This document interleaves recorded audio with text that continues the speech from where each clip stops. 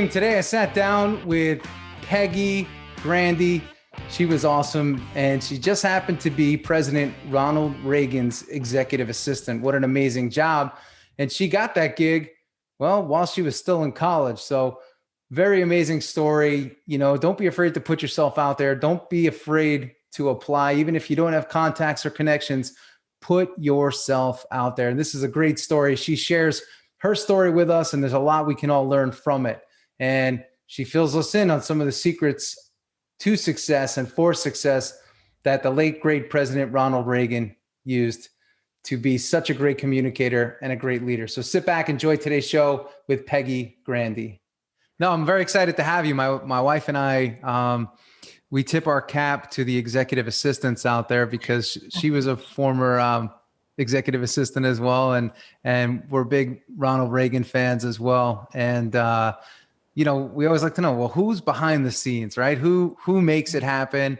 Because nobody could do it alone. I come from team sports and nobody does it alone. So right. I did want to kick off with this one question though. And the question is this: when you were a little girl, what did you want to be when you grew up? I would say when I was really little, the typical, I wanted to be a veterinarian. Okay. And then I realized that I'm allergic to pretty much anything with fur or hair. And so that was not going to happen. So I needed a plan B really quickly. And, you know, the political world was never even a world that I thought would be my world professionally. It was just more of a hobby, an interest. I would read every single book there was on presidents and government and the White House. And it was just a fascination of mine. Like some kids love cars or dinosaurs or other things. I was fascinated by history and presidents. And, but again, just thought that would be a hobby, never something that I pursued as a profession. Yeah. Was that something, you know, was politics big in your house, how you grew up? Not at all. I mean, I grew up in a very middle-class family, grew up in Southern California. It might as well have been a million miles from Washington, D.C. I think my love of country probably came primarily from one of my grandmothers. She was a flag-waving patriot that I remember would sit down in front of the TV, and anytime there was something historic going on, she would sit down in front of it and have me sit with her and would explain it. And she was a flag waver and just loved this country. And so I think my love of country probably came from her, even though she was never politically active in that way. But I think that planted the first seeds of really loving this country and wanting to find a way to serve it. Yeah, very cool. So you grew up in Southern California, which is an amazing place to grow up. And then how did your journey, I mean, you know, we can very easily say, okay, you became this executive assistant, but I'm sure that there were many steps prior to that, and there's many steps after that. What happened before that? Yeah. Well, you know, I grew up in Southern California, decided to go to college, stayed in Southern California, went to Pepperdine University.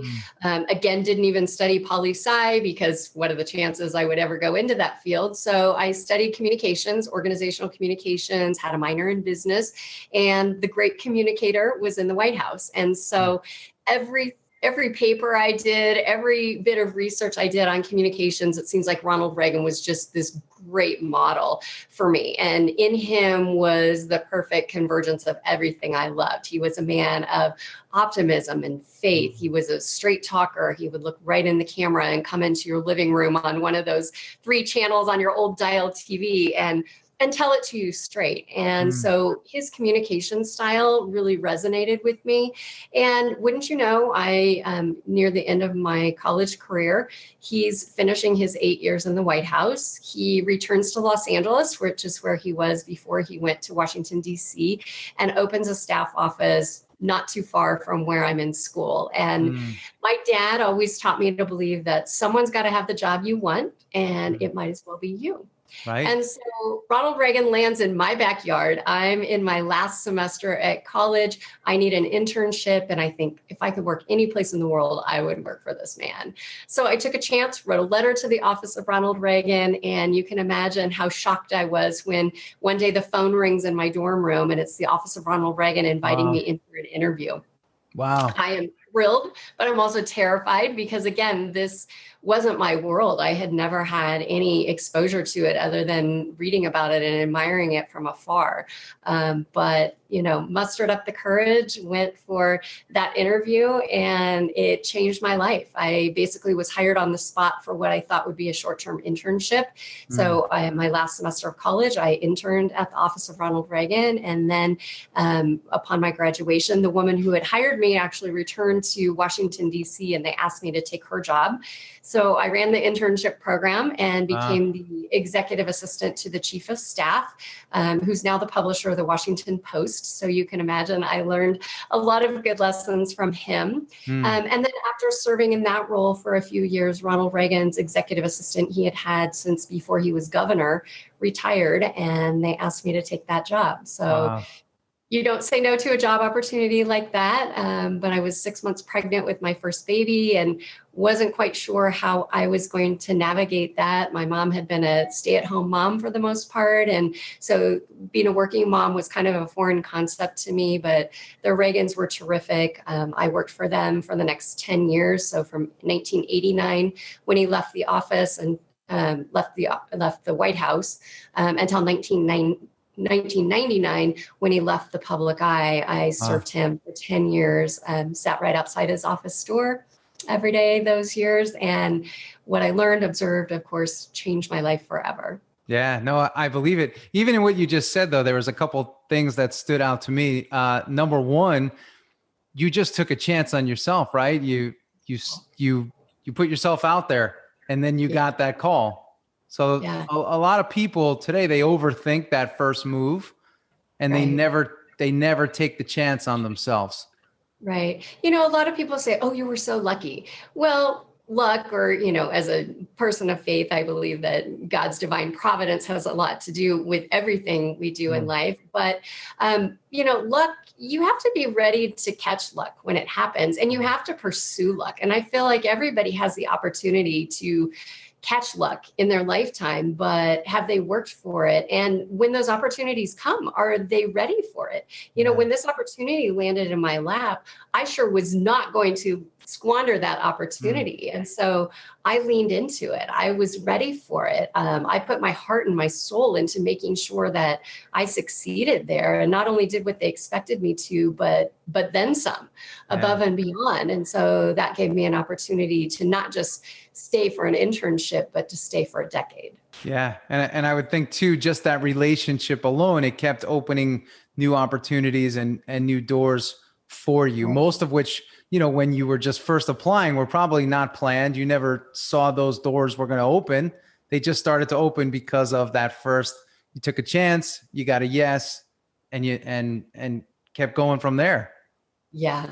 And, I honestly thought if I stepped foot on that floor and just saw the office and got a chance to interview, that it would be the most exciting day of my life, never imagining that this would really become my life. Because from 1989 until Mrs. Reagan passed away in 2016, my life and the life of my family was very interwoven with the Reagans. And so 27 years of my life really was changed and impacted, and really, of course, has changed the trajectory of the rest of my life forever because of that one moment. I actually wanted to ask you about that. I had written that down because I was thinking, so many times when we are connected to, a president, like a Ronald Reagan, our identity could become that. Or we could be seen as, okay, that's Peggy, she's with Reagan. How have you dealt with that? Because I know that it's definitely positive, but there could also be some potential negatives too, if you see it as such. Right.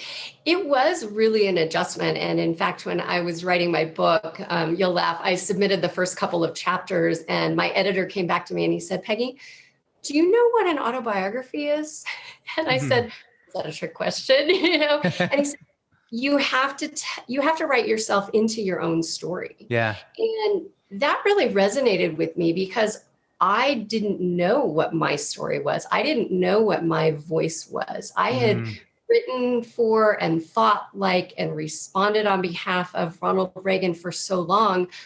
I didn't really know who I was, what I thought, what my voice was. And so through the process of writing the book, I not only had to discover that voice, but I had to be comfortable in expressing that.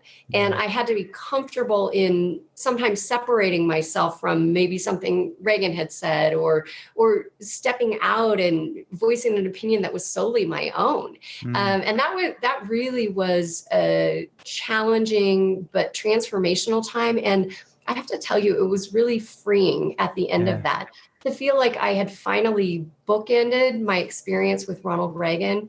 It would forever inform, define, and transform me.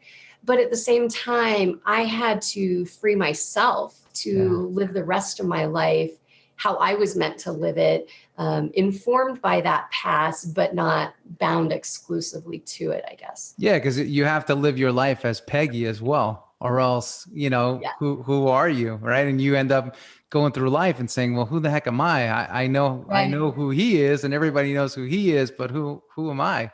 Right. And it's terrifying, because the first time you put your name on a byline and in the footer, it says served as executive assistant to Ronald Reagan for 10 years, you know that in a way he is reflected in everything you say or do. So it is that feeling of a sense of stewardship and an obligation, but a blessing and an opportunity as well. But you know that in a way he's still judged by how I live my life. And so I take that as a stewardship of mine that I carry forward. I'm very mindful of that, but I've learned not to be paralyzed by it as well. Yeah. Yeah. And now you get to be out there too, and you get to keep, his legacy alive, but also the legacy that you two had together alive, and I was one of the youngest people to work for him. And so I think that there's a beauty in that, because, many of the voices and people who surrounded him during the presidency and the post-presidency,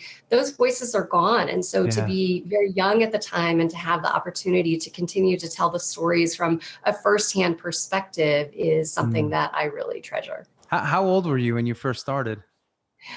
I was too young to rent a car, because the first time I got sent on an advanced trip, and I write about this in my book, I land in, nowhere, Iowa, to do advance for the president's trip. And I go to the, rental counter, and I'm too young to rent a car. Okay. I have official government ID. I've got my business card that says I'm the executive assistant to the former president of the United States, and they won't rent me a car.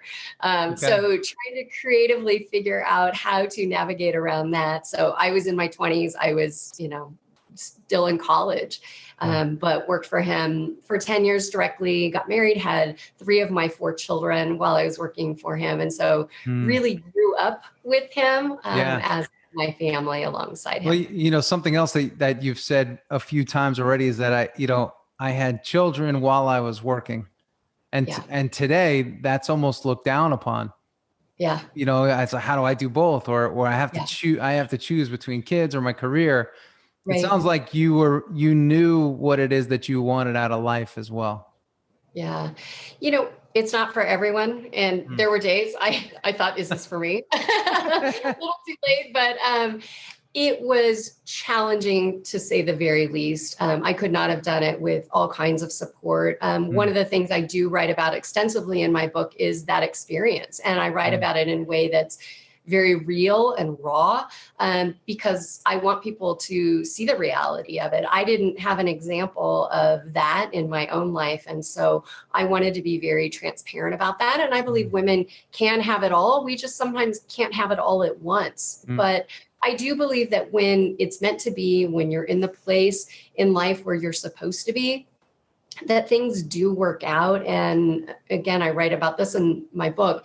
Very clearly, I felt God's hand of blessing on the place that I was. I felt like I was supposed to be there. I felt like that was part of the plan for my life and for the life of my family. And then I got to a place where I write about that it just felt like everything had shifted, and all of a sudden, all the things that had been easy and had worked out before, that the wheels were falling off, and that all of a sudden I wasn't in a good place, and that my kids were suffering, and we made a change as a family. And so there's different seasons of life, and for the seasons of life that we were there as a family together, what a blessing. And of course, my kids have such incredible memories of growing up alongside President and Mrs. Reagan and Yeah. having them be almost like surrogate grandparents to them. Very cool. Very cool. So what were some of the things that you have learned, or that you learned in that experience or in that role, that has really helped you through the rest of your life, and maybe some things that you still apply today? Yeah. Since I started with him so young, he was my first example of what leadership looks like. And so to learn from somebody who models what leadership looks like at the highest and best, I guess he kind of broke the mold for me of what I thought leaders were like. And especially when I was young, I guess I thought you had to choose one of two paths. You could choose to be strong and successful, or you could be a kind, good person, but you certainly couldn't be both, right?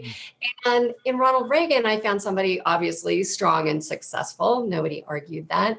But he also was a man who somehow had this beautiful, kind, gracious warmth about him, a charisma, a gratitude for the people around him, an awareness of people around him. And so it just completely shattered my idea of what people at the top are like in a wonderful way. He was one of those people that regardless of the pedestal you put him on, when you met him in person, he was better than you even thought that he was. And there really was no disconnect between his private persona and his public persona. So exactly who you thought and hoped that he was is really exactly who he was behind the scenes. And that really was telling to me, do the people who know you best like you the most? Yeah. And we don't always see that with leaders. So that was one thing that really stood out to me. And then I guess also the power of relationships and watching the depth of the relationships that he had post-presidency, when leaders from all over the world came in through the office.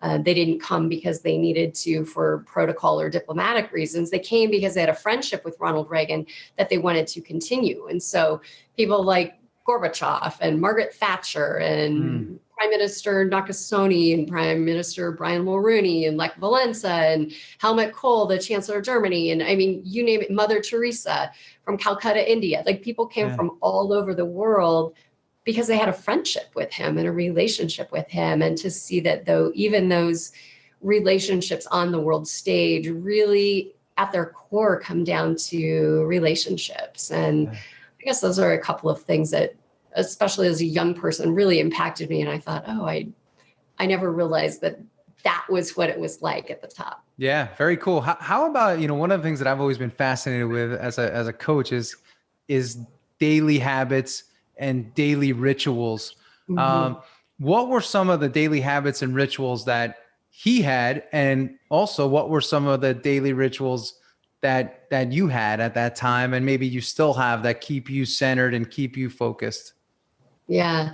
For him, he was a big reader, and quiet, private time in his office to read, to think, to write was very important to him. And it's ironic because so many people picture him as this very outgoing, gregarious, funny, and he was all those things, but the personal, private side of him actually was much more introverted and thoughtful. And he spent a lot of time in his office writing, thinking, reading, so that he could present himself in a way that was fully prepared on the other end when he was in the public eye. And so I think people would be surprised to know how disciplined he was, how routine and regimented his day was. And that was because he liked it that way. He liked the structure. He liked the routine. He liked knowing what to expect. And so that worked really well for me. I'm a person who likes structure, who likes routine. And so whether it was at home trying to, organize the troops to get out the door every morning, or in the office, there was a sense of order to everything. And that made Ronald Reagan, great to work for as a boss, because there was a sense of predictability about him. There wasn't this unknown feeling of chaos or surprise. And I mean, certainly there were things that changed in every day, and there was spontaneity, and there was changes of schedules and things. But for the most part, especially temperament wise, he was very predictable. And that made it really easy to know to anticipate what he would say, how he would respond, how he would want something handled. And working for somebody like that gives you great confidence that you really can know them. You can represent them with excellence because there's a predictability to it. Yeah. It's interesting. Everything that you just said, I feel like I've, whenever I sit with leaders, that are distinguished and well-respected, I hear some very similar threads. And one of them is that quiet time. It's just time to be quiet, time to be away from others, and time to just regroup. So it's interesting that you brought that up. Well, sometimes people have asked, he's the great communicator. What's the greatest thing he ever said to you?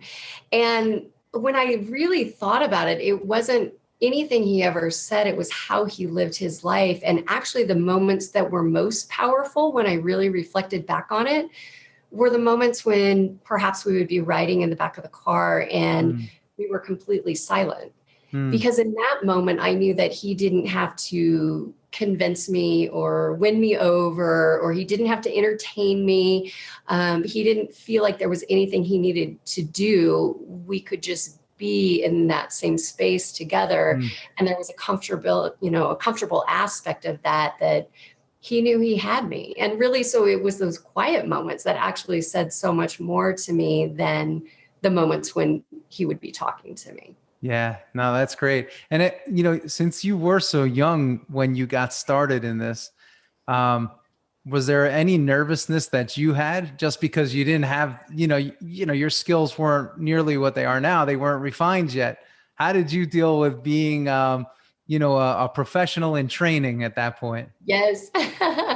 Well, it was very nerve-wracking. Obviously, I didn't want to make mistakes, but also I realized that this man that I represented had spent his entire lifetime building his brand, building his persona, building who he was and his legacy. And I certainly didn't want to be the one to ruin that. And then you add in the extra layer of, I certainly didn't want a misstep that would put him in a place that was unsafe. And so it was this constant battle between knowing that I was young and green and still learning and wanting to grow in that role, but also finding a way to be confident in the skills that I did have and know that I could continue to still learn.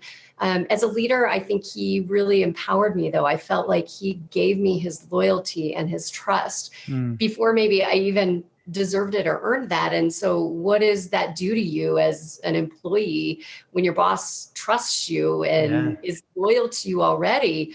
It makes you profoundly loyal to them, and it inspires you to ensure that you give your best every day. I wasn't afraid of having him yell at me or scream at me or anything like that. I was afraid of letting him down because how I would feel about that. So he just had such a wonderful leadership style that inspired people to want to serve him rather than lording over people and making them afraid to not do a good job. Yeah. So when it comes to that word empowerment, can you recall, some actions or some things that were said that to this day, maybe you still feel like, wow, that made me feel great. Was there a particular moment or an experience that you recall or that you had? I think there was those little moments of success along the way where you think, okay, I can do this. But then also those moments where the wheels fall off and something goes terribly wrong, and how do you recover? Not only you as a professional, but how do President Reagan and I pick up and go back to where we were and, reestablish that trust? And those, I think, are the moments that define you even more. And I appreciated the way he responded, because there were plenty of times I'm sure he could have been furious with me, but really used those moments to remind me that he knew I was doing my best. He still felt like I was the right person for the job, even when I failed or something didn't go as planned.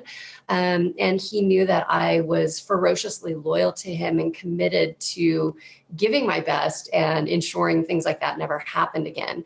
I also felt like I had the backing and the trust and support of Mrs. Reagan, which was ultimately so important, especially in the later years. But, being a young woman working for her husband, that relationship was very important to me as well. And she taught me so much. And I felt like I could ask her questions about protocols and about how things should be done. And she was a great teacher and mentor of mine in so many ways. So I'm so grateful for her, rather than dismissing me or making fun of me that I didn't know something. Yeah. She was a great teacher to me, and she wanted me to get it right and wanted to help me get it right. And she knew I wanted to get it right. Yeah, this is a great conversation. And as you're saying it, I'm putting some pieces together, and I can't help but wonder, were you obviously weren't hired based on your ability at that time, but do you believe that they were looking for a certain person with a certain character, and that's why you were chosen? Well, I think having an opportunity to be there as an intern and to volunteer for a couple of months, I made sure when I came in as an intern, I didn't dress like the interns and dress like respond like the interns and all of that. I came in and I took one look at the lay of the land and said, I'm going to dress like the staff. I'm going to learn to carry myself like the staff, because that's where I will learn. And so as much as I did my job, I had really big ears. And so how does this little piece that they're having me work on, how does this fit into the bigger puzzle of what's happening in the office?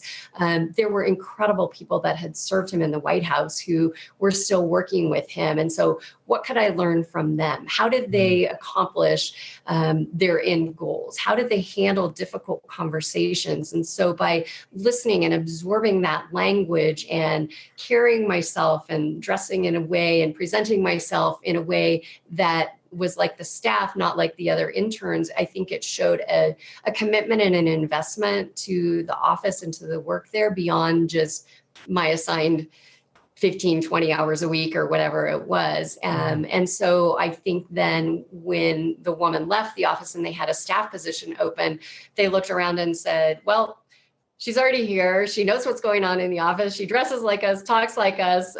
Everybody knows her and likes her. So let's just bring her on. And then when President Reagan's executive assistant retired, I mean, that was a huge leap, but I had already, by serving the chief of staff, I was sort of the backup anyway. So anytime she was away from her desk, anytime she had to take a day off, I was the one who would then sit over in that chair. And so again, was somebody who was familiar to the president, somebody who had already interacted with Mrs. Reagan. So I guess it was a little bit of a test run. They had already seen me in that chair, in that space. They knew that the president and I could work well together, and that I could manage the duties that were required of me. And so I think just little by little it happened. But I do look back and think that was really crazy. I think I was, 22 years old or something. And all of a sudden sitting outside the desk of a man who changed the course of history. Yeah. It's amazing how that happens. So many today, they try to plan every next move. And I've always thought and believe this to be true, that you can over plan and it interferes with just that what if factor. Like, for you, it was like, wow, I didn't plan this, but it's just, look what happened. And then it's amazing. And you just kept walking through those doors and those steps, and your life started to transform as a result without over navigating. Yeah, definitely. Which is pretty cool. So you also wrote the book. I know you mentioned it a couple of times, right? The president will see you now, which is, was that actually what you said? Absolutely. So every day when I would bring people into the office, I would meet them at the outer office, and I would answer any questions they had. I would tell them kind of the order of events and what would happen and how that would play out. And then I would go to the front and say, the president will see you now, and bring them into the office and have them get a chance, many for the first time, to meet Ronald Reagan in person, in the flesh. And you can imagine the excitement that so many people had meeting him for the first time.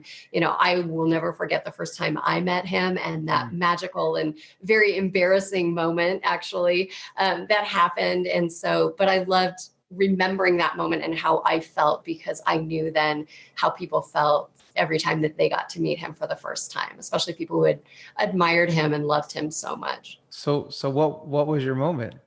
Oh, it's so embarrassing, but I've written about it in the book, so it's out there. But I was there to interview for the very first time and had gone in. I thought the interview went really well. I was sitting in the lobby on the way out, and the woman said that she was going to bring me parking validation. So I'm sitting there, kind of relaxed, that the interview went pretty well. And all of a sudden, the doors on the opposite side of the lobby fly open, and all of a sudden, Ronald Reagan is walking toward me, flanked by Secret Service. And I panic because I told you I didn't grow up around important people like this. Yeah. I don't know what to do. I don't know if they know who I am, what I'm doing there. Are they going to arrest me? Are they going to shoot me?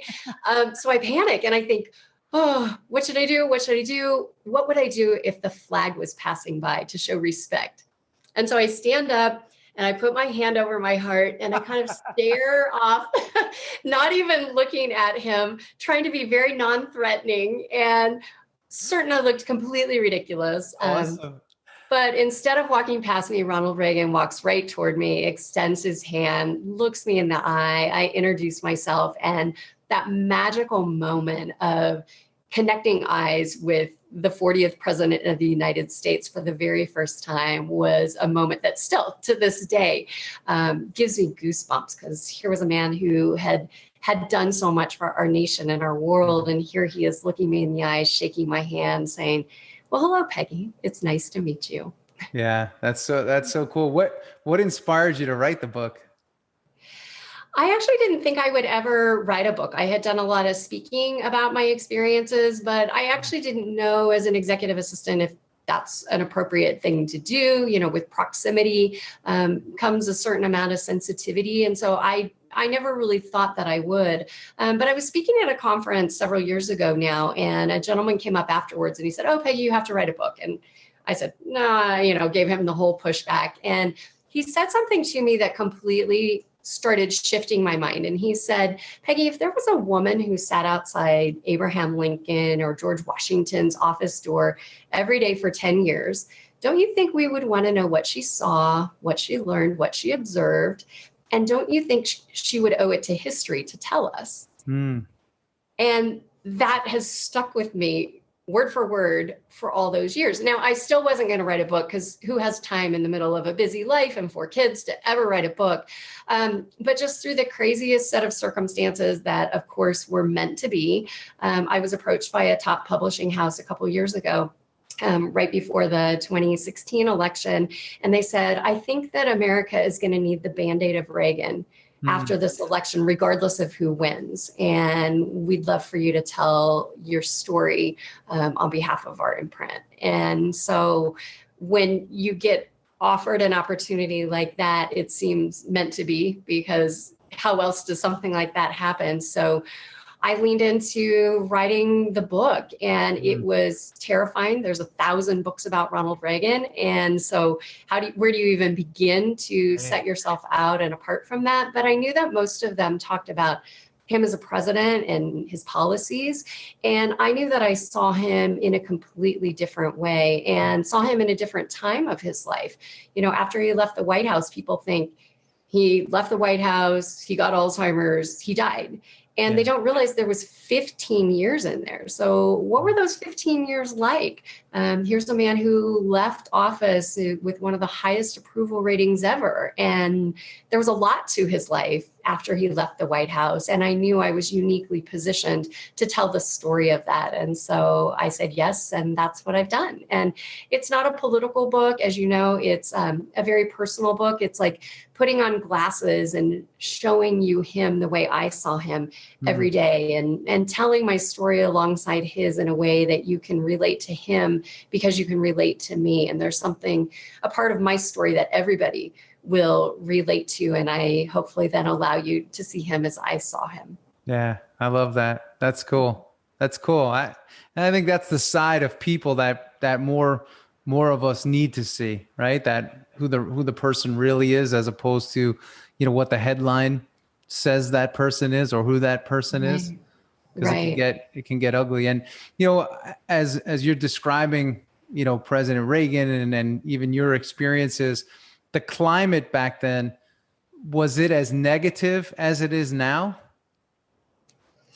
Well, nothing moves as quickly as things do now. And, with the saturation of social media, I mean, there's nothing to compare.